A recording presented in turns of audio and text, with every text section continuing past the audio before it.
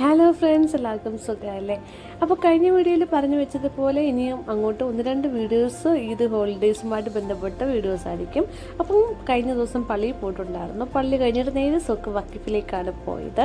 അവിടെ ചെന്നപ്പോൾ അവിടെ നമ്മുടെ ഫാൽക്കടെ നമുക്ക് കയ്യിൽ വെച്ച് ഫോട്ടോ എടുക്കാം. അതേപോലെ ഹോഴ്സ് റൈഡിങ്ങും ക്യാമൽ റൈഡിങ്ങും ഒക്കെ ഉണ്ടായിരുന്നു. പിന്നെ സൈഡിൽ ആൾക്കാർ ഇത് മൈലാഞ്ചി ഇടുന്നുണ്ട്. അതേപോലെ കുറേ സാധനങ്ങൾ അവിടെ കാണാനും വിൽക്കാനും ഒക്കെ വെച്ചിട്ടുണ്ടായിരുന്നു കേട്ടോ.